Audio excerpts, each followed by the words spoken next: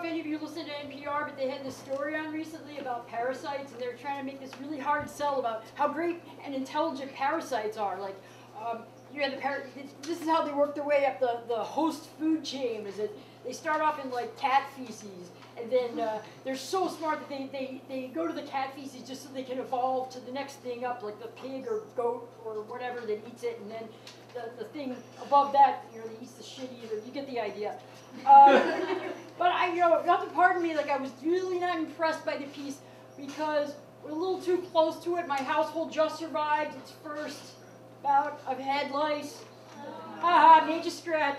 And to see, it started in December. My 8-year-old developed this rash all over her ears. I thought it was, you know, because she mostly washes herself in the shower like she's double parked. And I just squirted some homeopathic goo on it and sent her to bed. But the next morning she wakes up and she's like really whiny. You know, as opposed to the 364 other days of the year that she's not whiny. She wakes up in the morning, just to be different. And the thing is that she's like literally trying to scratch her own brains out. And while I'm brushing her hair for her, I'm like, Daddy, come here, you need to take a look at this. And he's like, oh, it's just dandruff, don't worry about it, it'll be fine. And I'm thinking, I don't know about that. And so I'm going to take one for the team, and I go to Google image of like head lice versus dandruff. Oh! You know, it's like 8 different kinds of growth out. I mean, it's like I get, but you know, I cleanse my palate by looking at, you know, Welsh Corgi puppies for the teeth. And that's great, but there's no amount of Welsh Corgi puppies that's going to like prepare me for what my husband and I saw after we looked at her head after dinner. And it's like so far beyond the is it dandruff or not phase, because there's a whole intergenerational colony of head lice there. There's the eggs, there's the mama sitting on the eggs, there's the babies having, I mean, there's like the grandfather sitting on the porch smoking a cigarillo and listening to the ball game lice. And it's a whole spectrum, the whole life cycle there. And, you know, yeah, it's kind of horrifying. But I found out that there are basically 2 routes that you can take to get rid of head lice. That you know, there's poison, which is quick and nasty, or there's the hippie stuff, which is like slow and smothering. And I'm going for the hippie stuff, not because I have an ethical problem with killing head lice. I mean, well, I'm not going to put little have-a-heart traps all over my kid's head. Go back into the wild and reuse them. But from what I heard on the NPR, like, this is how they're evolving to where, like, our puny human poison doesn't even work on them anymore. So they're not resistant to the hippie crap, which is great. But the downside is that there is a hell of a lot more combing involved. And if there's anything that my daughter just loves, it's having her hair combed. Sidebar here.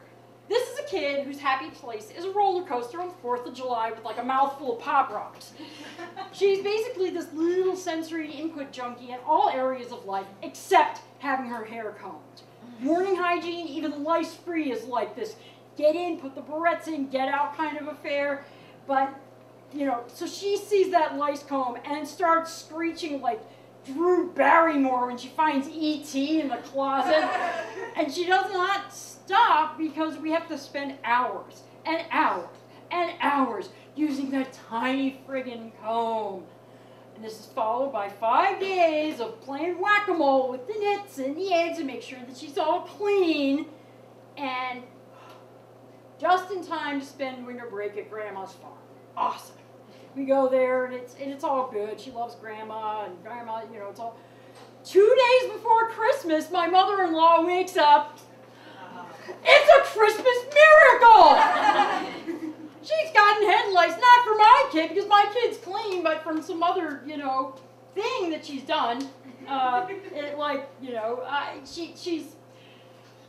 Immediately, my brother-in-law, who's there, he's there with his 2 purebred dogs. He starts flipping out. I can't get head lice. I just got a promotion. What about my dogs? And we're like, calm down. The head lice, they only like the human plasma, not the animal plasma. The cat didn't get it from Grandma. That thing's on her like white on rice. Damn thing hisses at everybody else. You know? Oh, it's all on her. And then, you know, so your dogs are going to be fine. And what I found out is that people who have never had head lice before fly into a panic if they think that they've been exposed. Oh my God, burn everything to the ground. It's like scarlet fever.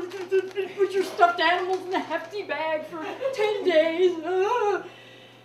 Just like how they said on NPR, a parasite's primary purpose is survival. This is why this shit doesn't work with the poison anymore. Those bastards have learned to adapt. And if you are a louse, you are not going to adapt if you are away from your food source for more than 24 to 48 hours. Because you will die. Unless, you know, you're like one of those anorexic head lice and, you know, hang out on the pillow feeling all superior. Oh my God, I was so busy I was so busy training for the marathon yesterday that, like, I didn't eat breakfast, lunch, or dinner. Meanwhile, like, you know, all the other head lice who want to survive like God and nature intended, head straight for the scalp. I'm like, oh, there's food around the corner, food around the corner, food around the corner for me, hallelujah, brother. So yes, you have to wash the hats and the towels and the coats and the bed sheets every day and vacuum until the infestation's over, but there's no drama necessary, really. And if you're as fanatical about cleaning as I am, which is like not at all, more housework is not necessarily the worst use of your time. I have like a page and a half more, but I'm getting the high side, so it's all good. I'm lice free. So